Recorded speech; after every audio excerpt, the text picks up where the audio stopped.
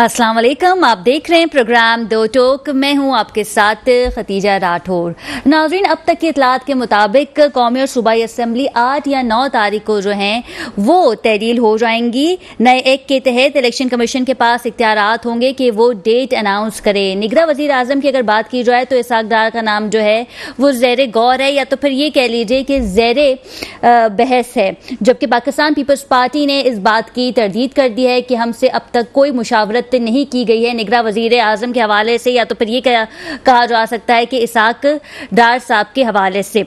सबसे बड़ी खबर यह है कि अगर केयर टेकर हुकूमत जो है उनका वज़ीर आज़म आता है तो फिर उसके बाद इलेक्शन जो है वो अपने वक्त पे होंगे, या तो फिर हम देखेंगे कि इंतज़ार किया जाएगा कि खान साहब की नाअहली का। वंस जो है वो खान साहब नाअहल हो जाएंगे और फिर उसके बाद हम देखेंगे कि इलेक्शन जो है वो हो रहे हैं। लेकिन अगर इन केस खान साहब की नाअहली होती हुई नज़र तो नहीं आ रही जब तक मौजूदा चीफ जस्टिस जो हैं वो रहेंगे, और वो 16 सितंबर तक की जो डेट है वो सामने आई है कि मौजूदा चीफ जस्टिस जो है वो रहेंगे, जिसके बाद खान साहब जो है वो नाअहल हो सकते हैं। उसके बाद वोटर्स का टर्न आउट क्या रहेगा, पाकिस्तान में सियासी सूरत हाल किस जानिब जाती दिखाई देगी। अगर खसूसन सिंध की बात करें तो सिंध में जो अपोजिशन लीडर है MQM की राना साहिबा, उन्हें जो है पहली खातून अपोजिशन लीडर है जो आज बन चुकी हैं, और GDA और MQM का जो इत्तेहाद हुआ है इसमें हमने देखा है कि PTI के 9 अरकान ने भी इस इत्तेहाद में अपनी शमूलियत की है, जबकि पाकिस्तान पीपल्स पार्टी जो है वो अलहदा नजर आती है। MQM तो वो जमात है जो किसी के साथ भी अपना इत्तेहाद कर लेती है, चाहे वो PTI हो चाहे वो पाकिस्तान पीपल्स पार्टी, और अब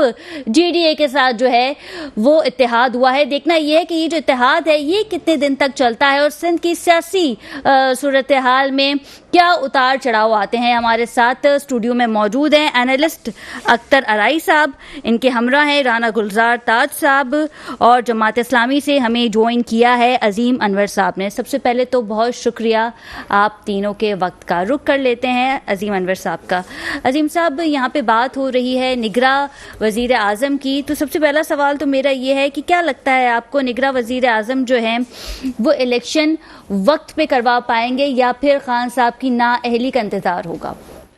औज़ुबिल्लाहि मिनश्शैतानिर्रजीम, बिस्मिल्लाहिर्रहमानिर्रहीम। खदीजा, आपका बहुत बहुत शुक्रिया।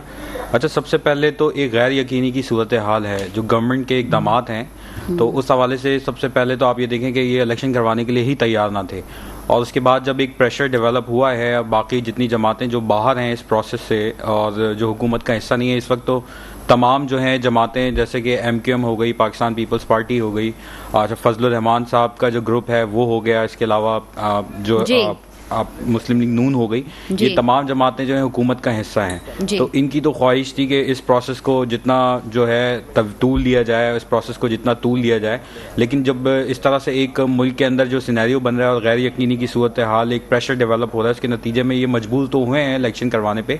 लेकिन जो एक नई बात सामने आ रही है कि ये निगरां हुकूमत जो भी होगी वो मतलब 22 हुकूमत की तरफ इनकी जो पेशकदमी है कि जिस तरह के नाम आपके सामने आ रहे हैं, तो जिस तरह के इंतखाबात आपने देखा कि कराची में भी जो मेयर के इंतखाबात हुए और किस तरीके से PDM की जमात पाकिस्तान पीपल्स पार्टी ने तो इस बात की तरदीद कर दी है। हमने देखा नून लीग ने जो है वो हांडी में थोड़ा सा नमक या मसाला कहते वो डाला है, उन्होंने इस बात की तरदीद तो नहीं की। तो उन्होंने कहा ठीक है, सुनने में आ रहा है इसहाक डार साहब जो है वो निगरां वज़ीर आज़म बन जाए, लेकिन श्री रहमान साहिबा ने जो है वो बाकायदा प्रेस कॉन्फ्रेंस कर उन्होंने कहा कि हमें एतमाद में नहीं लिया गया, ना हमें बताया गया है। देखिए, बुनियादी तौर पर तो देखें इनके खमीर में चोरी है ना, चाहे वो पाकिस्तान मुस्लिम लीग नून हो या पाकिस्तान पीपल्स पार्टी हो, तो ये एक दूसरे के साथ भी ऑनेस्ट नहीं है। ठीक है, तो ये इसका मतलब नहीं है कि since they are not honest with the people of Pakistan, they are not honest with each other as well. ये तो टोला सिर्फ अपने मुफादात के हुसूल के लिए एक टोला जो है उसने इक़्तिदार को कबूल किया है, मतलब सब एक साथ बैठे हैं। इनका तो मकसद सिर्फ इख्तियारात का हुसूल, करप्शन और यही सारा कुछ है। आप देख लें जो इनकी पॉलिसीज हैं तो वो सबके सामने आया है। पीछे 45-40 सालों से, कोई 40 सालों से हुकूमत कर रहा है इस मुल्क में, कोई 30 सालों से हुकूमत कर रहा है पाकिस्तान पीपल्स पार्टी, कोई 15 सालों से उसके पास सूबाई हुकूमत है, 30-35 सालों से म्यूजिकल गेम चलता आ रहा है, वही हुकूमत में रहते हैं, कभी अपोजिशन में होते हैं। तो ये तो कोई नई बात तो नहीं है, लेकिन ये एक दूसरे के साथ भी ऑनेस्ट नहीं, एक दूसरे को भी धोखा देने की चक्कर में होते हैं ना। तो इस वजह से जो है ना ये सारे मामला सामने आ रहे हैं। लेकिन इनका मकसद यही है कि किस तरह से पाकिस्तान पीपल्स पार्टी सिंध के अंदर जो है वो जिस तरह से उन्होंने मेयर के इलेक्शन में धांधली की है उस तरह से वो नेशनल इलेक्शन में इस तरह जाए। तो उनकी पूरी प्लानिंग यही है कि जिस तरह से बिलावल को तैयार किया जा रहा है, बिलावल साहब को, और जिस तरीके से बिलावल साहब वजीर आजम होंगे। तो और कह भी रहे हैं बड़े एतमाद के साथ, यानी चोरी ऊपर से सीना जोरी, पूरे एतमाद के साथ कह रहे हैं कि जिस तरह हमने कराची में इलेक्शन करवाए और कराची में जिस तरह से पाकिस्तान पीपल्स पार्टी का मेयर बना है, उसी तरीके से हम मुल्क के अंदर इलेक्शन करवा के और बिलावल साहब को वजीर आजम बनाएंगे। ये तो नहीं कहा ना कि धांधली से हमने मेयर बनाया, ये तो वो क्यों कहेंगे? वो तो कहेंगे कि हमने चोरी की है। वो तो पाकिस्तान की अवाम के सामने, कराची की अवाम के सामने जो मुकदमा जमात इस्लामी ने रखा है और जिस तरीके से मतलब इलेक्शन से पहले, ड्यूरिंग इलेक्शन और पोस्ट इलेक्शन जो रिगिंग की है, यानी हमारे नंबर्स भी ज़्यादा, तमाम धांधलियों के बावजूद जमात इस्लामी के नंबर्स जो है वो आपके सामने है। उसके बाद भी जो अलायंस बना उसके पीपल्स पार्टी के साथ, मतलब उस नंबर ज़्यादा होने के बावजूद इन्होंने, लंबी गुफ्तगू हो जाएगी। मैं वही कह रहा हूँ, वोट डालने भी नहीं आए कि ये नुक्ता यही है कि बेसिकली इसी तरह इलेक्शन प्रोसेस को हाईजैक करना चाहते हैं जो नेशनल इलेक्शन होने वाले हैं। और इसी तरह से देखें, ये जो अभी जो इंटरिम गवर्नमेंट बन रही है पाकिस्तान पीपल्स पार्टी, जो सिंध के अंदर जो हुकूमत बनाने जा रही है, वो इंटरिम गवर्नमेंट भी इसी तरह से उनकी ख्वाहिश है कि इस तरह की गवर्नमेंट बनाए कि पूरा इलेक्शन का प्रोसेस हाईजैक किया जाए। अच्छा, राना साहब को रुक कर लेते हैं। मुझे ये बताइएगा सर कि श्री रहमान साहिबा ने तो बाकायदा प्रेस कॉन्फ्रेंस की और उन्होंने कह दिया था कि हमें एतमाद में नहीं लिया गया, निगरां वज़ीर आज़म जो है वो इसाक डार साहब के लिए नाम हमारे सामने नहीं आया, ना ही हमने अप्रूवल दी है। आपके इत्तेहादी हैं बिलावल भुट्टो साहब को जो है वो एक अच्छी खासी बड़ी मिनिस्ट्री दे दी है। तो अगर नून लीग ने ये नाम रद्द भी दिया था तो फिर पाकिस्तान पीपल्स पार्टी से एक्सेप्ट क्यों नहीं कर रही है? क्या तहफ़्फ़ुज़ात हैं आप लोगों के? शुक्रिया खतीजा राठौर। देखिए, बात यह है कि हमारा शुरू से एक मौक़िफ़ है कि जो भी काम हो वो कंसेंसस के साथ हो और तमाम लोगों को एतमाद में लेकर किया जाए। ऐसा ना हो कि ख़ुद ही अपनी तरफ से खुद साख्ता किसी को भी अनाउंस कर दें। तो मैं ये समझता हूँ कि ये मुनासिब बात नहीं है। इसमें फिर एक तनाव रहेगा तमाम लोगों का। तो हमारी तो हमेशा से यही ख्वाहिश रही है कि तमाम जितनी पाकिस्तान में पॉलिटिकल पार्टीज़ हैं सबको एतमाद में लिया जाए और उसके बाद केयरटेकर गवर्नमेंट बनाई जाए। उसमें तो पीटीआई को भी तो एतमाद में लेना पड़ेगा। देखिए जी, मैंने तमाम पॉलिटिकल पार्टी का कहा है जो पाकिस्तान में स्टेक होल्डर हैं, जो अपना अपना सरसूख रखते हैं। पीटीआई से तो बातचीत ही नहीं हो रही है। देखिए, करना चाहिए क्योंकि सियासी लोग तो हैं। ठीक है, उन्होंने जो 9 मई का जो वाक़या है वो एक अलग है, उसका ट्रायल हो रहा है, वो बिल्कुल होना चाहिए। लेकिन सियासी लोग हैं, उनके पास मैंडेट तो है ना, तो बात तो करनी चाहिए। ऐसा नहीं कि उनको सूली पे टंगा दिया जाए, और ये तो खैर गैर जमहूरी तरीका है और जमहूरियत में ऐसा नहीं होता। सबसे बात करनी चाहिए और दरवाजे बातचीत के हमेशा खुले रहने चाहिए। जहाँ तक बात धांधली और ये बहुत सारी बातें हैं, देखिए जी, बात ये है कि मेयर की बात कर रहे हैं, तो मेयर का जो इलेक्शन हुआ था उसमें हमें पीटीआई के किसी दोस्त ने वोट नहीं दिया। जमात इस्लामी के वो पार्टनर थे और जमात इस्लामी को 160 वोट मिले और पाकिस्तान पीपल्स पार्टी को 173 वोट मिले। तो जाहिर है जिसकी ऐवान में अक्सरियत हुई उस वक्त तो वो मेयर बन गया। आप अपनी अक्सरियत ले आएंगे, आप भी मेयर बन जाएंगे, कोई ऐसी बात नहीं है। इसमें धांधली और ये बातें करना, मैं ये समझता हूँ कि इनसे काम नहीं चलेगा, काम करने से चलेगा। आप लोग जब इतने ही अच्छे और ईमानदार लोग हैं और आप माशाल्लाह पाकिस्तान में आपकी जमात कोई नई नहीं है, सब बहुत पुरानी जमात है, तो ये आवाम ईमानदारों को क्यों पसंद नहीं कर रही? क्या मसला है? आप तो बहुत ईमानदार सच्चे लोग हैं, तो इन सच्चे लोगों को आवाम वोट क्यों नहीं देती? पाकिस्तान पीपल्स पार्टी की वैसे जाती ख्वाहिश क्या है? क्योंकि 8 या 9 तारीख को जो है वो असेंबली तहलील हो जाएंगी और फिर 14 या 15 तारीख को जो है वो निगरां वज़ीर आज़म का सेटअप जो है वो बहाल हो जाएगा, फिर इलेक्शन होंगे। तो क्या समझते हैं आप, किसे निगरां वज़ीर आज़म बनना चाहिए? पाकिस्तान पीपल्स पार्टी की ख्वाहिश के इसाक डार साहब का नाम तो पहले लिया गया था, फिर उसके बाद आपने, देखिए, हमारी ख्वाहिश ये है कंसेंसस के साथ वज़ीर आला वज़ीर आज़म बने और तमाम पॉलिटिकल पार्टी इलेक्शन में हिस्सा ले, कोई बाइकाट ना करे और पीसफुल ट्रांसपेरेंसी के साथ इलेक्शन होने चाहिए, ईमानदारी से होने चाहिए, डेट एक्सटेंड नहीं होनी चाहिए, मुकर्रर वक्त पर इलेक्शन होने चाहिए। यही जमहूरियत, यानी कि 90 डेज में इलेक्शन होनी चाहिए, क्योंकि वक्त से पहले जो असेंबली तहलील होंगी, यही नहीं, वक्त से पहले क्यों, 8 तारीख को जो है वो सूबाई असेंबली तहलील होगी और 13 तारीख को कौमी असेंबली है। तो कहने का मकसद ये है कि हर काम वक्त पे होना चाहिए, इलेक्शन कमीशन को ईमानदारी से काम करना चाहिए। चाहिए। और तमाम मैं पॉलिटिकल पार्टी से कहता हूँ कि वो इलेक्शन में हिस्सा लें और हल्का बंदियाँ, मैं समझता हूँ जब मरदमशुमारी हो चुकी है तो हल्का बंदियाँ होनी चाहिए और उन हल्का बंदियों के तहत इलेक्शन होने चाहिए। आपको नहीं लगता कि पीपल्स पार्टी ये चाहती है कि पुरानी हल्का बंदियों पे इलेक्शन हो? देखिए जी, हमने अभी तक ये कोई भी ऐसा स्टेटमेंट ना हमारी क़यादत की तरफ से लेकिन सेंसस में वक्त तो लगेगा ना राना गुलजार साहब? वक्त लगे, इसको फास्ट तरीके से काम किया जाए और जो भी तरीका अगर पुरानी हल्काबंदी पे भी होता है तो सबको ऑन बोर्ड रखा जाए। ये नहीं कि किसी को नाराज और किसी को खुश, सबको ऑन बोर्ड रखा जाए, सबको सबके तहफ़्फ़ुज़ात दूर किए जाएं और उसके बाद इलेक्शन में जाया जाए, क्योंकि यही इलेक्शन का तरीका है। पाकिस्तान मुश्किलात से घिरा हुआ मुल्क है और हमें महाज़ाराई नहीं करनी चाहिए, क्योंकि अगर हम महाज़ाराई करेंगे तो मुल्क को नुकसान होगा और ये मुल्क मज़ीद नुकसान का मुतहम्मिल नहीं हो सकता। बिल्कुल ठीक है। अख्तर अराई साहब का रुख कर लेते हैं। सर, नए एक्ट के तहत इलेक्शन कमीशन के पास इख्तियारात है कि वो डेट अनाउंस करे और आज जो तरमीम हुई है उसमें निगरां वज़ीर आज़म के जो इख्तियारात हैं उसमें भी इजाफा कर दिया गया है। सबसे पहले तो ये बताइएगा कि ये जो इख्तियारात निगरां वज़ीर आज़म के पास होंगे उसमें सियासी सूरत हाल में पाकिस्तान की क्या उतार चढ़ाव आ सकते हैं? दूसरा ये भी बताइएगा कि क्या लगता है आपको कि वंस जब असेंबली तहलील हो जाएंगी तो 90 डेज में जो है वो इलेक्शन किए जा सकते हैं या नहीं? क्योंकि निगरां वज़ीर आज़म जो भी होगा उसका बहुत ही अहम रोल होगा कि वो किस पॉलिटिकल पार्टी को सपोर्ट कर रहा है या वो इलेक्शन जो है वो कब करवा रहा है, किस तरह करवा रहा है। क्योंकि इलेक्शन में हम देखते हैं कि धांधली का एक जो वर्ड है वो तमाम जमातें यूज करती हैं। अख्तर अराई साहब के हमारे साथ धांधली हो गई, हमने शफाफ इलेक्शंस नहीं देखे मुल्क में, तो निगरां वजीर आजम का रोल इस सिचुएशन में कितना अहम है? देखिए, वज़ीर आज़म जो निगरान हैं उनका रोल तो बहुत इम्पॉर्टेंट है। शर्त यह है कि वो निगरान जो है वो गैर जानिबदार हो। जब आवाज़ें ऐसी आ रही हैं कि उसी पीडीएम पार्टी के, बल्कि उस प्राइम मिनिस्टर के पार्टी के ही अगर एक मिनिस्टर साहब जो है वो निगरान वज़ीर आज़म बनने जा रहे हैं और विद एक्स्ट्रा इख्तियारात भी उसको दिए जा रहे हैं, तो एक प्लान के तहत ये सब कुछ हो रहा है। हमें तो अवाम जो है, सिविल सोसाइटी ये सोच रही है कि आप म्यूजिकल चेयर खेलते रहे, आप चंद पार्टियां सियासत में जो है वो बारी बारी लेती रहीं, फिर आप सारे यकजा हो गए। जब नया पहलवान आया मैदान में तो आप सब निकल पड़े और फिर आपने आखिर उसको पकड़ लिया और पकड़ने के बाद उसको बांध के रख दिया। फिर ये कैसे इलेक्शन है जब उसको आप मैदान में उतरने ही नहीं देना चाहते? आप चाहते हैं कि उसके बगैर इलेक्शन हो जाए। अब कर क्या रहे हैं? इलेक्शन का मजा तब आता है पीटीआई से। फिर तो यही बात हो गई ना कि तमाम जमातें जो हिम्मत ही नहीं आपने खान साहब को फेस करने की। छोटी सी देखें, हर चीज की कुछ पॉजिटिविटी होती है। अगर अभी बार बार ये बल्दियाती इंतखाबात की बात हो ही रही है तो उसमें से भी एक एग्जाम्पल मैं दे सकता हूं कि पीपल्स पार्टी ने एक अच्छा काम किया।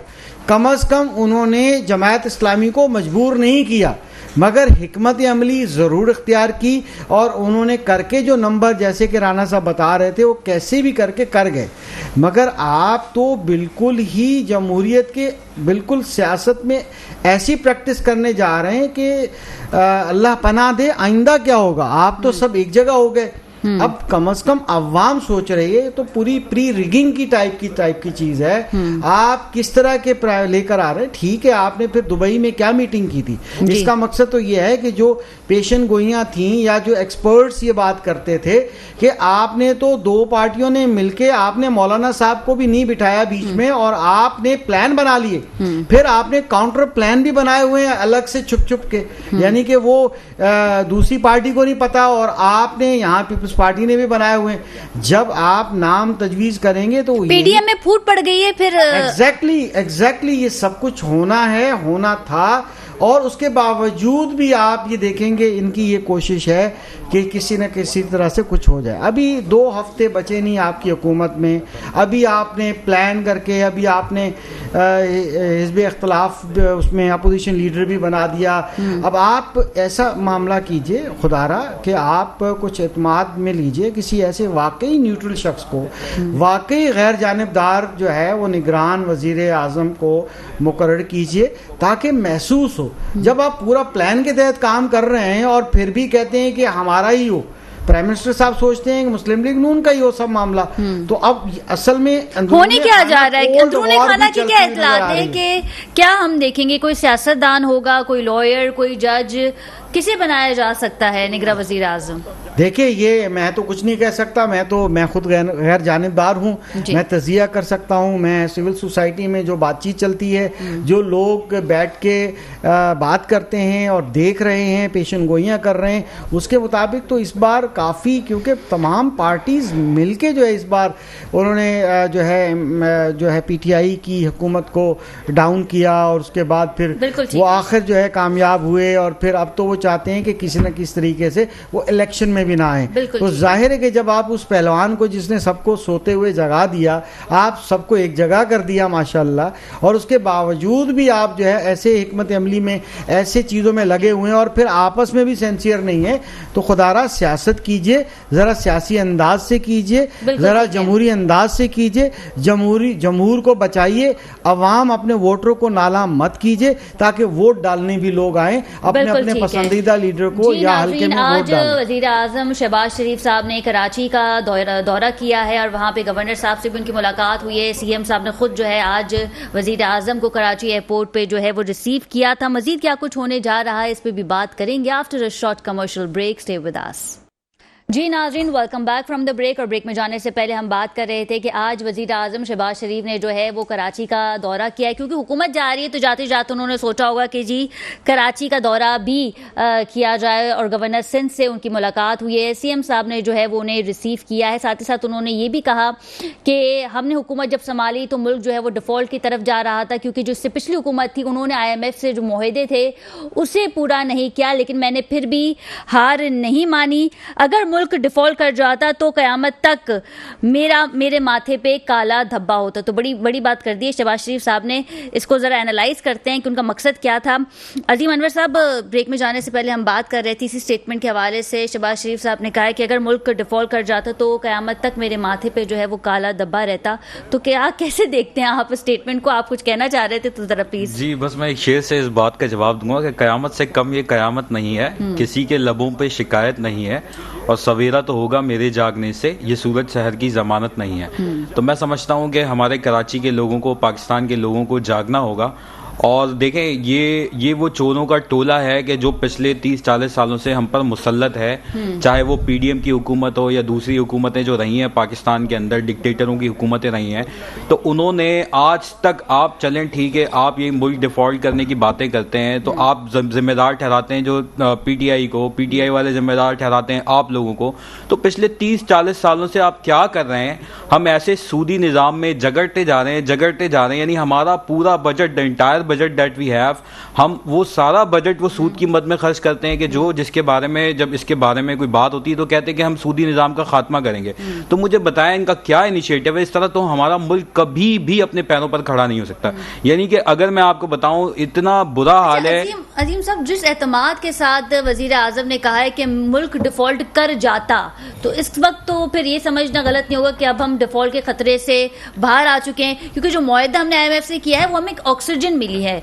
ये शॉर्ट टर्म आपको एक जो है रिलीफ तो मिला है, लेकिन मैं यही तो कह रहा हूँ कि पिछले 30-40 सालों से तो आप ही लोग मुसल्लत हैं, तो फिर ये शॉर्ट टर्म जो है ये मामला क्यों है? कोई लॉन्ग टर्म पॉलिसी क्यों नहीं है? क्योंकि आप निकलना ही नहीं चाहते। आप जो है IMF की गुलामी करते हैं, आप IMF की डिक्टेशंस पर चलते हैं। आप, जाहिर सी बात है कि इंटरनेशनल एस्टेब्लिशमेंट का भी रोल होता है पाकिस्तान के अंदर। आप उनकी लाइन पर चलते हैं, उनको खुश करते हैं, तो वो फिर उसके नतीजे में आपकी मदद भी करते हैं कि अगले इलेक्शन में आपकी किस तरह से मदद की जाए। ना IMF अवाम की खैर ख्वाह है, ना ये करंट हुकूमत, मौजूदा हुकूमत अवाम की खैर ख्वाह है। प्री पोल रिगिंग का सारा शाखसाना होता है, चाहे वो बेनज़ीर इनकम सपोर्ट प्रोग्राम के नाम पर आप वो देखें, उसके अंदर भी करप्शन करते हैं। अपने वोटरों को जिंदा रखने के लिए अपने पार्टी कारकुनान, वर्करों तक ये पहुंचाते हैं, और जो बेचारा वाकई डिजर्विंग जो लोग होते हैं उनको कहाँ मिलता है कि बेनज़ीर इनकम सपोर्ट प्रोग्राम? मुझे तो कोई एक ऐसा शख्स नहीं मिला।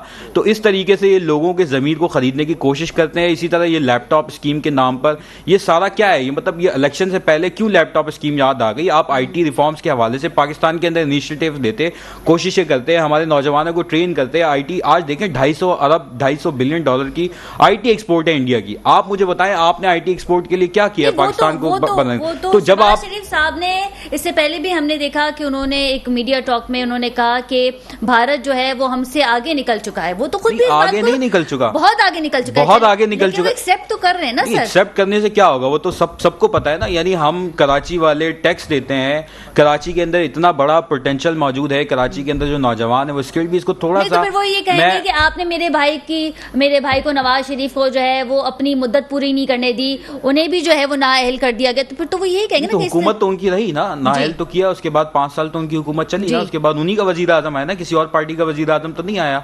तो क्या उसके अंदर इतनी भी अहलियत नहीं थी कि हुकूमत चला सकता? तो मैं यही कह रहा था कि कराची के नौजवानों को अगर रोजगार, मतलब यही IT skill development program Karachi के अंदर डेवलप किया जाए तो कराची का नौजवान आपको इन माशी मसाइल से निकाल सकता है। लेकिन आपके पास कोई प्लान ही नहीं, आप लोगों को रोजगार देना नहीं चाहते। इस कराची के अंदर, लाहौर के अंदर, दीगर पाकिस्तान के शहरों के अंदर इतना पोटेंशियल मौजूद है, और क्योंकि कराची एक मेट्रोपॉलिटन सिटी है, यहाँ पे लिटरेसी रेट अच्छा है, तमाम तर ख्वाहिशों के बावजूद जो पाकिस्तान पीपल्स पार्टी की और मुत्तहिदा की ख्वाहिश रही कि कराची को किस तरीके से इसका इस्तेसाल किया जाए, लोगों की एजुकेशन का जो लेवल स्टैंडर्ड गिराने की कोशिश की, नकल माफिया यहाँ पर आम करने की कोशिश की, उसके बावजूद अल्हम्दुलिल्लाह कराची का नौजवान बाशऊर है और पढ़ा लिखा है।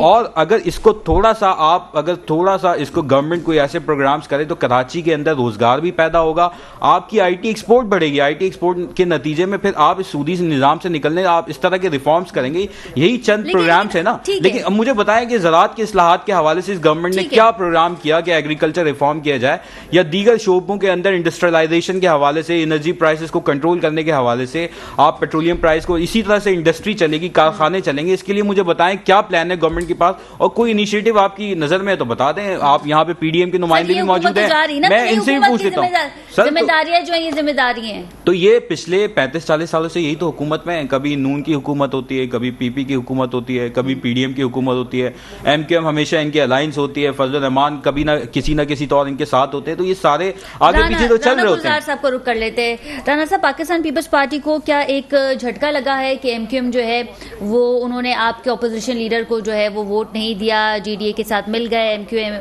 PTI के 9 अरकान जो हैं उन्होंने भी ऑपोजिशन लीडर को वोट दिया है MQM के, तो क्या समझते हैं आपके सिंध में, कराची में अब पाकिस्तान पीपल्स पार्टी अकेली हो गई है?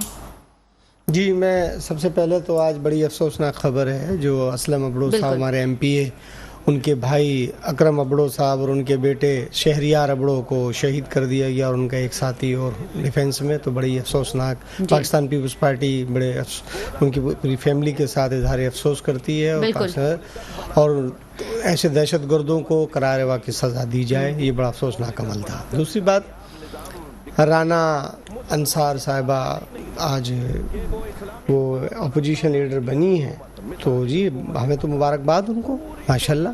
चले जी, हमारी बहनें अपोजिशन लीडर बन गई, उनको मुबारकबाद पेश करते हैं, हमें कोई नाराज़गी नहीं है। और नहीं, GDA के साथ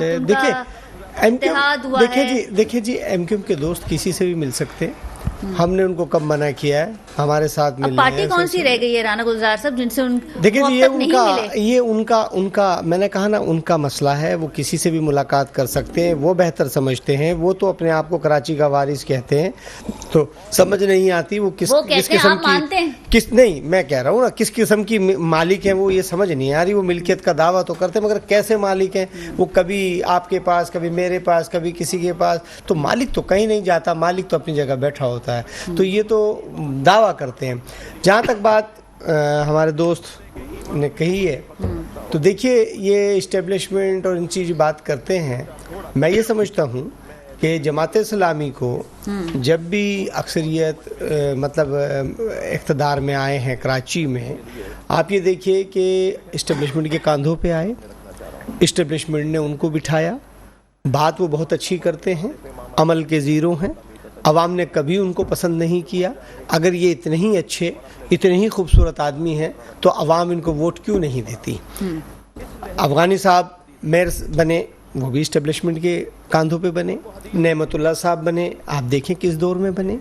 तो बात ये है कि आप बिल्कुल अच्छी बात तो करते हैं, लेकिन अच्छाई साबित भी तो करें।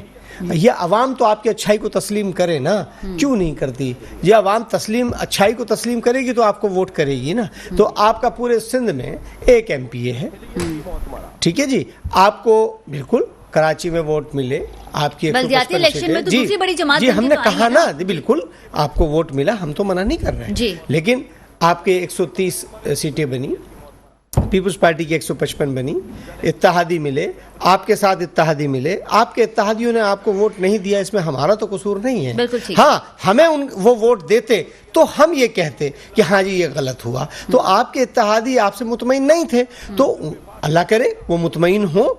तो मैं ये समझता हूँ कि इस तरह का शोर करने से बेहतर तमाम लोगों को, पीपल्स पार्टी को भी, जमात इस्लामी को भी, तमाम पॉलिटिकल पार्टी को एक मेज़ पे आना चाहिए।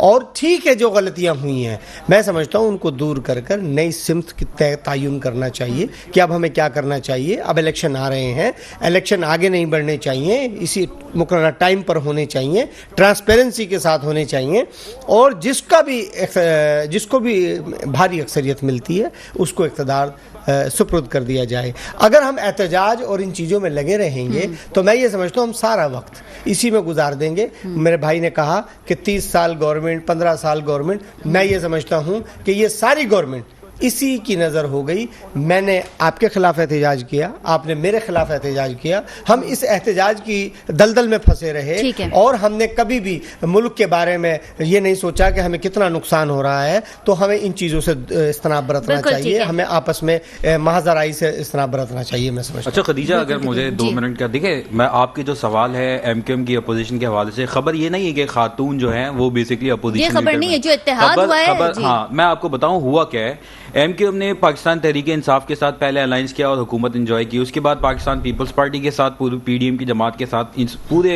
इक़्तिदार को एंजॉय किया, अपनी वजारतें ली। लेकिन जब जैसे ही इलेक्शन का वक्त आया तो इसमें एक टेक्निकल नुक्ता है कि इन्होंने अपना अपोजिशन लीडर इसलिए बनाया क्योंकि जो टेक्निकल चीज़ है कि जो बेसिकली इंटरिम गवर्नमेंट बनती है उसकी जो फॉर्मेशन होती है उसमें जो कंपोनेंट्स होते हैं वो जो लीडिंग रूलिंग पार्टी होती है और अपोजिशन लीडर होता है, इन दोनों ने मिलकर तय करना होता है। तो ये इसलिए एमक्यूएम ने अब इस वक्त अपोजिशन का रोल लिया कि ये और पीपल्स पार्टी दोनों मिलकर अपनी मर्जी की इंटरिम गवर्नमेंट लाने के चक्कर में सिंध में, ताकि मजीद शबखून मारा जाए। रही बात कि लोग वोट नहीं देते, राना साहब की बात का जवाब दे दूं कि देखें हमारे और अलायंस के मिला के 9 लाख वोट बनते हैं और हमने सबसे ज्यादा वोट लिए कराची में। यानी आपकी जाली फहरिस्तों के बावजूद, आपकी जाली हल्का बंदियों के बावजूद, आपके अपने डीआरओ आरओ होने के बावजूद हमने सबसे ज्यादा वोट लिए। कराची की नंबर 1 जमात इस्लामी है, 9 लाख वोट हमारे बनते थे और इनके टोटल 3 लाख वोट बनते थे। उसके बावजूद जो है ये इन्होंने शबखून मार के, उसके बाद मैं आपको बताऊं, चले वो भी प्रोसेस हो गया, आपने अपना मेयर चोरी करके बना लिया, चोर मेयर बना लिया, मैंडेट चोर मेयर बना लिया, उसके बाद तो अब तो चार्ज दे दें। ये आवाम समझती है ना, अपनी बारी में आवाम नहीं, आपकी बारी नहीं थी, बारी तो किसी और की थी। अपना चार्ज बात ये है कि आप नहीं, आपकी बारी थी नहीं, आप ये बात करके आपकी बारी नहीं थी, आप चोर के सबसे बड़े चोर तो आज तक चार्ज नहीं दिया, आज तक चार्ज नहीं दिया और 6 महीने का मेरे भाई आप क्या बात करते हैं? गवर्नमेंट शोर मचाने से कुछ नहीं होगा, शोर नहीं, आप चार्ज देना, शोर मचा रहे हैं आपके हाफिज नईम। अभी इन्होंने कहा they are not willing to give us the charge और इन्होंने चार्ज नहीं दिया। यानी आपको बर्दाश्त नहीं हो रहा मेरे दोस्त, आपको बर्दाश्त नहीं हो रहा, आपको मैं बता रहा हूँ ना साहब, आप मेरी बारी है, मुझे बोलने दीजिए। आप बोलिए, आप मेरी बारी ले लीजिएगा, आप मेरा टर्न ले लीजिएगा। ठीक है, अख्तर अलाई साहब को रुक कर लेते हैं, एक मिनट। कानून में तरमीम कर दें, जिसके वोट के नंबर ज्यादा होंगे उसी का नाज़म होगा। जब सीट्स पे बात होती है, बात तो उसकी करें ना, आप कैलकुलेशन कुछ और कर रहे हैं। नहीं, ये गलत बात है, आप गलत बात कर रहे हैं, फिर बहस ही होगी। आप पाकिस्तान बहस करने का आप बता दें, आप पीपल्स पार्टी की नुमाइंदगी मौजूद है। अब जमात इस्लामी को भी अपना दिल बड़ा करना चाहिए और मुर्तजा वहाब साहब को जो है वो एज अमीर एक्सेप्ट कर लेना चाहिए। अख्तर अलाई साहब को रुक कर लेते हैं। सर, इलेक्शन कमीशन की जानिब से खान साहब को नाकाबिल जमानत वारंट जो है वो जारी कर दिए गए थे और इत्तलात के मुताबिक इस्लामाबाद के आईजी को सख्त हिदायत दी गई थी कि खान साहब को जो है वो फौरी गिरफ्तार किया जाए। और 2 दिन पहले हमने देखा था कि कुछ इत्तलात ऐसी भी हमें मौसूल हो रही थी कि खान साहब जो है वो आज गिरफ्तार हो जाएंगे या कुछ देर में जो है वो उनकी गिरफ्तारी की खबर मौसूल हो जाएगी। अगर हम बात करें इलेक्शन कमीशन की तौहीन की, तो फवाद चौधरी साहब ने जो है वो इलेक्शन कमीशन से माफी मांग ली है। लेकिन खान साहब से एक सहाफी ने पूछा कुछ रोज पहले कि जी आप इलेक्शन कमीशन से माफी मांगेंगे, तो खान साहब ने कहा कि मैंने ऐसा कुछ किया ही नहीं, तो फिर मैं माफी क्यों मांगूं। क्या समझते हैं आप कि इस तरह का एटीट्यूड, वो भी तब जब इलेक्शन करीब है, खान साहब को थोड़ा धीमे होकर चलना चाहिए? देखिए बात, मैं तो ये कहूँगा कि ये बड़ा टॉपिक है, इसकी तो प्रॉपर जो रहनुमा हैं वही जवाब दे सकते हैं उसी पार्टी के, तो उनको यहाँ होना चाहिए था। लेकिन एज ए एनालिस्ट आपको क्या लगता है कि ये इस तरह पे जब इलेक्शन करीब आ रहे हैं, फिर खान साहब ये कह रहे हैं सहाफ़ी को कि मैंने कुछ किया ही नहीं है, तो देखिए वो कह सकते हैं, वो एक रहनुमा हैं। जाहिर है कि यहाँ पॉलिटिशियंस किस किस तरह की स्टेटमेंट्स दे रहे हैं, उनके जो बड़े हैं वो कैसी बातें कर रहे हैं। अगर वो भी ऐसी बात कर रहे हैं, कोई अनोखी बात तो है नहीं है। अब रह गए जो है ना वो चंद दिन, 2 हफ्ते भी नहीं है मामलात में, तो बेहतर इससे ये है कि एक्चुअली आवाम को इस बात का यकीन दिलाया जाए कि न्यूट्रल गवर्नमेंट आ रही है और केयर टेकर सेटअप जो है वो वाकई केयर टेकर होगा, कि वो किसी के मुफादात के लिए काम नहीं करेगा। जो एजेंडा लेकर ये 15 महीने पहले गवर्नमेंट आई थी पीडीएम की, वो अपना एजेंडा सिर्फ पूरा करके और पूरा प्लान करके इंजीनियर करके जा रही है, सारी चीज़ों को प्लांट करके जाते हुए नज़र आ रही है। ये जो तासुर है ये सबसे खतरनाक तासुर है, ये नहीं होना चाहिए था। वोटर पाकिस्तान का चाहे किसी पार्टी का वोट बैंक हो, मां सवाए उन 2 पार्टियों के जो उम्मीद रखते हैं अपनी। मगर बताइएगा कि हल्का बंदियों को बेस बना के हम देखेंगे कि इलेक्शन में जो है वो ताखीर हो गई है। देखिए ये पॉसिबिलिटीज़ हैं, अभी तक ये पॉइंट भी क्लियर नहीं है, क्योंकि ये भी खदशात मौजूद हैं 1-2 तरफ से। बात सिर्फ सिंपल ये है कि इस वक्त इलेक्शन फेयर एंड फ्री होने चाहिए। ये इलेक्शन जो है ये भी इलेक्शन एक डिस्प्यूटेड इलेक्शन हो सकते हैं, क्योंकि जिस तरह की हिकमत अमली नज़र आ रही है आवाम को, फिर ना इसमें उतना टर्नओवर नज़र आएगा, और फिर आप जो है ना एक को पकड़ के बिठा के एक साइड पे करना चाहते हैं, उसको अरेस्ट करना चाहते हैं, पता नहीं क्या करना चाहते हैं, ये फेयर नहीं है। सबसे मेन जो इस वक्त खतरा है वो इसी बात का है कि अगर आपका प्लान के तहत काम नहीं होगा तो आप ताखीर भी कर सकते हैं, देर भी हो सकती है। तो इस चीज का तो जो है हम देखेंगे जो निगरान हुकूमत है, शेल्टर मिल गया ना, आप देखें वो पंजाब की हुकूमत को शेल्टर मिला ना, जो पंजाब में जो कुछ हुआ वो हम देख सकते हैं, वो तो लीगल नहीं है। दो एक मॉडल, एक प्रेसिडेंट आपने कायम कर दिया, एक असूल बना दिया, एक प्रैक्टिस कर दिया। आप क्या यहाँ भी 90 डेज के बाद आप डेज बढ़ा सकते हैं? तो ये सारी बातें जो हैं वो हैं। दूसरी तरफ मैं कहना चाह रहा हूं कि अजीम साहब ने बहुत अच्छी बातें की, बहुत पढ़े लिखे आदमी हैं, और अन्ना साहब भी। इस वक्त आपकी तवज्जो इस बात पे होनी चाहिए, बहुत स्ट्रॉन्ग अपोजिशन है आपकी कराची के अंदर, जो नाज़िम के उसमें आप यहाँ पर अच्छी तरह निगरानी रखें कि क्या वो काम हो रहे हैं नहीं हो रहे हैं। आप काउंसिल में बात करें, आप प्रॉपर फोरम पे बात करें, अवाम को पता चले कि आप प्रॉपर चैनल पे बात करते हैं। आप सिर्फ रोड पे बात नहीं करें, आप मीडिया पे आके ये शोर ना बचाएं। अब एक्सेप्ट कर लीजिए, जो होना था वो हो गया। खुदारा जो है आप अवाम की जिन्होंने आपको वोट दिया है ना, जिसके लिए आप कहते हैं मैंडेट, उस मैंडेट का ख्याल करें। अगर कहीं काम नहीं करती है हुकूमत, आप उसको हाईलाइट करें, उसको हाईलाइट करें। इस बात को ना बोलें कि मैंडेट चोरी हो गया, ये चोर है, ये फलान है, ये बात ना करें। हम भी कह रहे हैं कि ये चोर है, मगर आप करें तो आप ये बताएं अवाम को कि यहाँ ये बजट है, यहाँ घपला हुआ है। ये जरूर, मैं कराची के मसाइल गिनना शुरू हो जाऊं तो 15 मिनट लग जाएंगे यहाँ पर, और इससे जमात इस्लामी बहुत अच्छा जानती है। अगर इनको ज्यादा वोट मिले तो उसकी वजह भी यही है, इनका हक था, मैं तस्लीम करता हूँ, मगर अब अवाम की तरफ से मैं गुजारिश करता हूँ कि कराची ये चाहती है कि आप निगरानी रखें, आप इनकी एक एक एक्टिविटी को देखें कि क्या ये काम कर भी रहे हैं, नहीं कर रहे हैं, वो सामने लाएं प्लीज। बिल्कुल ठीक है जी नाज़रीन, प्रोग्राम में इस पे मजीद भी बात करेंगे after a short commercial break. Stay with us. जी नाज़रीन, welcome back from the break. और ब्रेक में जाने से पहले हम बात कर रहे थे मुल्क की मौजूदा सूरत हाल के ऊपर। नाज़रीन, जब हम कहते हैं कि पेट्रोल की कीमतों में कमी कर दी गई, चाहे वो कुछ दिनों के लिए हो, तो उसमें हम इसहाक डार साहब की तारीफ करते हैं, हम कहते हैं कि हुकूमत ने बड़ा ही अच्छा काम किया है। लेकिन जब परमानेंट बिजली की कीमतों में इजाफा कर दिया जाता है और आवाम पे जो है एक बम फाड़ दिया जाता है, तो उस पर ना हुकूमत अपना कोई ब्लेम लेती। हुकूमत कहती है कि प्रीवियस हुकूमत ने ऐसे काम किए थे, ऐसे मुआहदे किए थे IMF से, जिसकी वजह से मुल्क जो है वो महंगाई का शिकार है। बात कर लेते हैं अजीम अनवर साहब से। अजीम साहब, आपने राना साहब की भी गुफ्तगू सुनी, अख्तर अराई साहब की भी गुफ्तगू सुनी। सबसे पहले तो आपका मैं स्टैंड ले लेती हूँ कि आप क्या एनालाइज करेंगे इन दोनों की गुफ्तगू से। जमात इस्लामी के पास एक बहुत अच्छा मौका है, मुर्तज़ा वहाब साहब जो हैं वो मेयर बन चुके हैं, उनके पास इख्तियारात हैं। अगर वो काम नहीं करते तो जमात इस्लामी उसे बहुत ही बेहतर तरीके से हाईलाइट कर सकती है, उसी तरीके से जैसे कि बल्दियाती इलेक्शन में आपने अपनी कैंपेन हाईलाइट की थी। जी बिल्कुल, और जमात इस्लामी इस पे गामजन है उस रास्ते पर, और इंशाल्लाह कराची के ये हमारा अज़म है। देखिए कराची के हुकूक के हवाले से इस वक्त अगर कोई जमात है तो वो सिर्फ जमात इस्लामी ही है जो कराची का कोई भी मसला हो, चाहे के इलेक्ट्रिक का मसला हो, नादरा का इशू हो, या दीगर जो भी सीवरेज के, सड़कों के जो भी मसाइल हो, पानी का मसला हो, जमात इस्लामी ने इस पर काम भी किया है माजी में जब उनको इक़्तिदार अख्तियार मिला है। आज के दिन तक, कितने दिन हो गए इलेक्शन को, आज के दिन तक यूसी चेयरमैन को, टाउन चेयरमैन को कोई चार्ज नहीं मिला है, नहीं मिला है। लेकिन जमात इस्लामी के लोग दीवाना वार जमात इस्लामी की UC chairman, councillors, town chairman जो कर सकते हैं पूरी कोशिश कर रहे हैं कि जिस तरह से डिपार्टमेंट को अलाइन करके, जितने भी डिपार्टमेंट से शोबा जाते हैं उनको अलाइन करके, जो मैं अगर मैं अपनी बात मुकम्मल कर लूं उसके बाद आप इनको बिल्कुल मौका दीजिएगा, तो उसके बावजूद हम पूरी कोशिश करते हैं, कहीं हम कामयाब हो जाते हैं, कहीं हमें कामयाबी नहीं होती। तो स्टिल सिंध गवर्नमेंट ने अभी फिर एक और बिल आ रही है, सुनने में आ रहा है कि ये 6 महीने तक, ये जो ट्रांजिशन पीरियड है इसको 6 महीने तक मजीद एक्सटेंड करने का प्रोग्राम है।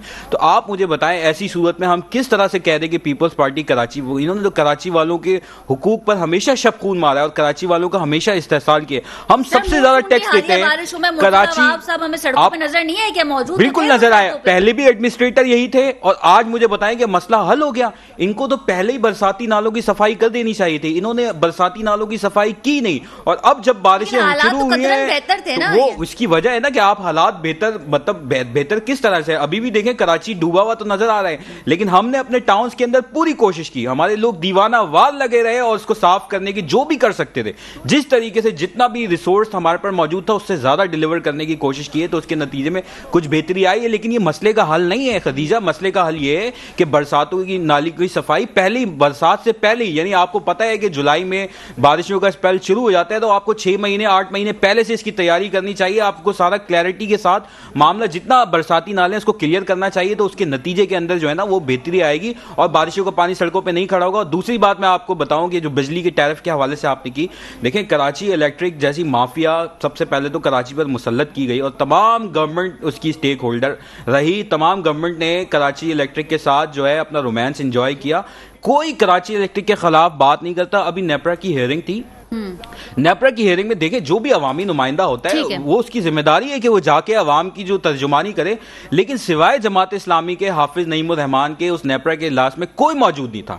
तो आप मुझे बताएं एक गरीब आदमी जिसका बेचारे का समझ लें कि वो एक छोटी सी फैमिली 2 बच्चों के साथ जो कोई एसी नहीं चलाता, जो कोई टेलीविजन नहीं चलाता, उसका भी बिल 8-8, 10-10, 12-12 हज़ार रुपए का आ रहा है। तो ऐसी सूरत हाल में आप कराची के लोगों का इस तरह से इस्तेहसाल करेंगे, जो पार्टी सबसे ज्यादा वोट ले, जो सबसे ज्यादा जो है मतलब उसके काउंसलर्स हो, उनका जिस तरह से भी आपने इलेक्शन, उसको इलेक्शन का रास्ता भी रोके, उसको ना आने दें, उसके बाद उसको चार्ज भी ना दें, तो उसके बाद हम किस तरह कौम आपको मसीहा समझे? ये जो जमात इस्लामी का जो मसला है जिसपे हमने कहा कि यूसी चेयरमैन को जो है वो इख्तियारात नहीं दिए गए, चार्ज नहीं दिया, चार्ज ही नहीं दिया, तो बात की बात है, चार्ज ही नहीं दिया, तो राना साहब ये तो शिकायत पर बनती है। देखिए जी खदीजा साहब, पहले तो ये बताइए क्या पीपुल्स पार्टी के चेयरमैनों के पास चार्ज है जो इनको नहीं मिला? ठीक है, किसी के पास भी ठीक है, बिल्कुल उनको भी मिलना चाहिए, उनको भी मिलना चाहिए, बिल्कुल ठीक है। फंड अभी तक किसी को नहीं मिला, अगस्त में ये फंड सबको इशू होंगे, ठीक है। और दूसरी बात, जहाँ तक मेरे भाई ने कहा कि जी जमात इस्लामी के जहाँ जहाँ टाउन चेयरमैन हैं वहाँ बहुत अच्छा काम हुआ, जहाँ पर पीपुल्स पार्टी या पीटीआई या किसी के टाउन चेयरमैन वहाँ काम नहीं हुआ, ऐसी बात नहीं है। जब उनके पास कुछ भी नहीं है तो उनके पास क्या अलादीन का चिराग है जो उन्होंने सही कर दिया? देखिए जो उनके रिसोर्सेस और उनके फंडिंग थी उसके दायरे में सब टाउन चेयरमैन ने काम किया। मैं ये कहता हूँ औरंगी टाउन के अंदर पीपल्स पार्टी के भी चेयरमैन हैं, पीटीआई के भी चेयरमैन हैं, जमात इस्लामी के भी चेयरमैन हैं, और हमारे वहाँ चेयरमैन हाजी जमील जिया साहब हैं, और यूसी के चेयरमैन जो है पीटीआई पीपल्स पार्टी सब हैं। सब लोगों ने काम किया। औरंगी टाउन के अंदर आप देख सकते हैं कि वहाँ रोड पर आपको पानी नहीं मिलेगा। मुहर्रम के हवाले से किस कदर वो काम कर रहे हैं मिलकर। वहाँ जमात इस्लामी के भी चेयरमैन है, वहाँ पर पीटीआई का भी चेयरमैन है, वहाँ पर पीपल्स पार्टी के भी चेयरमैन है, टाउन चेयरमैन जो है पीपुल्स पार्टी के हैं।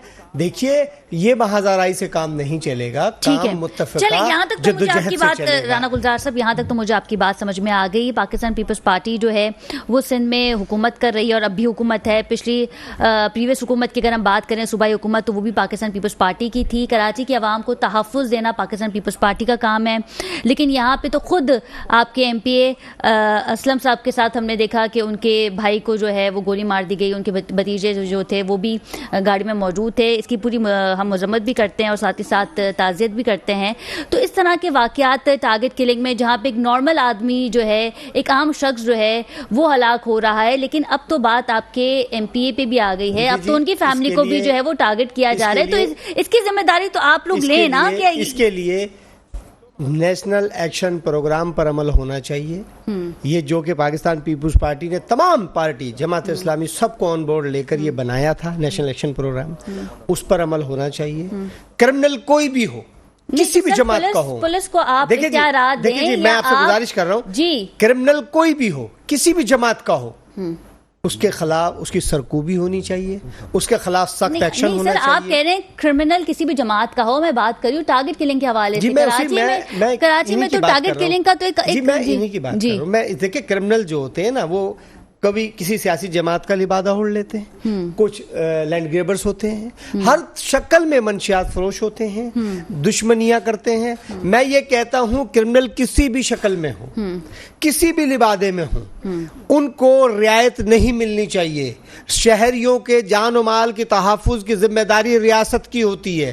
ये रियासत के लोगों की हिफाजत करना हुकूमत वक्त की जिम्मेदारी है। तो हुकूमत वक्त को चाहिए कि उनकी सरकूबी करें। लोकल हुकूमत की बारी, सूबाई हुकूमत की जिम्मेदारी। देखिए जी, मैंने आपसे गुजारिश यही कर रहा हूँ, वक्त हुकूमत वक्त सूबाई हो, लोकल गवर्नमेंट हो, वफाकी गवर्नमेंट हो, अवाम की जिम्मेदारी सबकी है, किसी एक की नहीं कि जी यूसी चेयरमैन जो है, नहीं मेरी जिम्मेदारी नहीं है, टाउन चेयरमैन की है, टाउन चेयरमैन के मेरी नहीं है, मेयर की है। मेयर कहेगा मेरा ताल्लुक नहीं, सूबे की गवर्नमेंट की ताल्लुक है। सूबा कहता मेरा क्या वास्ता, वजीर आजम का ताल्लुक है। तो फिर हुक्मरानी कहाँ कर रहे हो? इसी अवाम पे कर रहे हो। ये अवाम तहफ़्फ़ुज़ चाहती है, इसके लिए सख्त एक्शन लेना होगा। इसके लिए नेशनल एक्शन प्रोग्राम जो बना है उसके ऊपर अमल होना चाहिए। ठीक है, आप महंगाई को कम नहीं कर सकते, आप ये कहेंगे कि शहबाज शरीफ साहब की हुकूमत है, हम महंगाई को कम नहीं कर सकते, लेकिन पुलिस तो आपके कंट्रोल में है ना। बिल्कुल, मैंने आपसे कहा ना कि कंट्रोल में आप पुलिस को करनी चाहिए। आप रेंजर्स को बुला लेते हैं जरा सी बात में, आप पुलिस को इतना फ्री हैंड दें। ये बड़ा अफसोसनाक अमल हुआ है, बड़ा अफसोसनाक अमल हुआ है। ये तो MPA के भाई थे।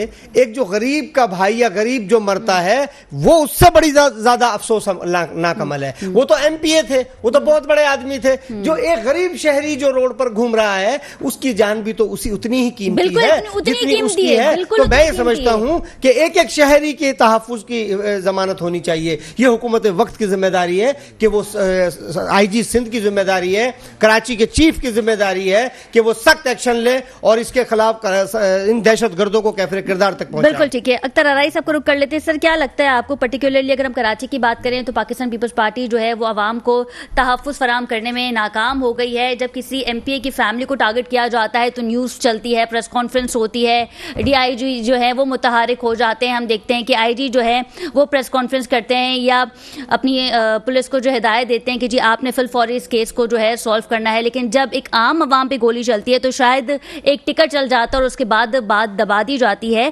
क्या समझते हैं आप कि पाकिस्तान पीपल्स पार्टी जो है वो सिंध के लोगों को, कराची के लोगों को तहफ़्फ़ुज़ फराम करने में नाकाम हो गई है? जी बिल्कुल नाकाम है। राना साहब की गुफ्तगू बड़ी अच्छी थी और खुद ही बात कर जाते हैं, खुद ही जवाब दे जाते हैं और बड़े अच्छे इरादे भी रखते हैं। इस तरह हमारे भाई ने भी कुछ ऐसी बातें की कि खुद ही जवाब दिया। रियासत से बात शुरू की, हुकूमत पे आए, हुकूमत पे फिर आके लोकल हुकूमत की बात की। हुकूमत किसकी है भाई? कितने सालों से हुकूमत ये है?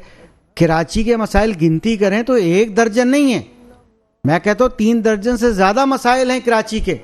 आप सेफ सिटी प्रोग्राम अभी तक मुसलसल आपकी हुकूमत है सिंध सूबा के अंदर, आपकी पुलिस सिंध हुकूमत के पास है कंट्रोल में।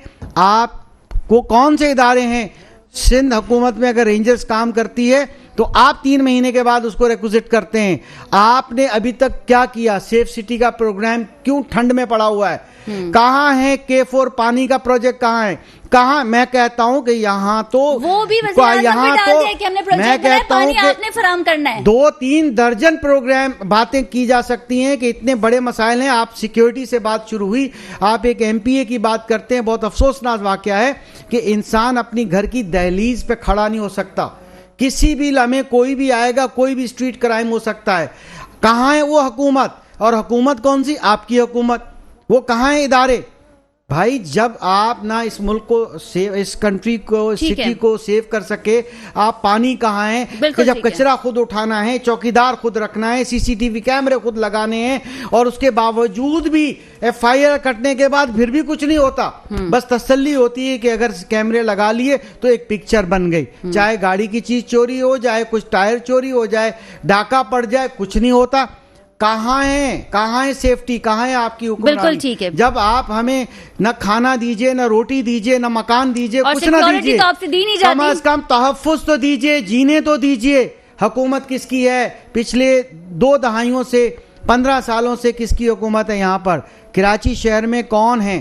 दावेदार बहुत हैं। मैं इसीलिए जमात इस्लामी के हाफिज साहब को, सर को, मैं भाई को गुजारिश करता हूं कि वोट का रोना मत रोइएगा आइंदा। आप हमारा, जैसे आपने, मैं अप्रिशिएट करता हूं हाफिज साहब को, KEC के मामले में वहां गए, मुझे बात करने दीजिए, वहां गए, मैं अप्रिशिएट करता हूं। इसी तरह से आपने नजर रखनी है, एक एक काम कराना है आपने, और इस अवाम का जो वोट है उसका रोना न रोइएगा, ये कहिएगा मुझ पर। बिल्कुल ठीक है, बहुत शुक्रिया हमारे तीनों पैनलिस्ट का। बात करूं मैं, आपको देखूं कि आप कहां पैसा खर्च कर रहे हैं। बहुत शुक्रिया हमारे तीनों पैनलिस्ट का। जी नाज़रीन, प्रोग्राम का वक्त खत्म हुआ जो आता है। अपनी मेजबान खतीजा राठौर को इजाजत दीजिए। अल्लाह निगहबान।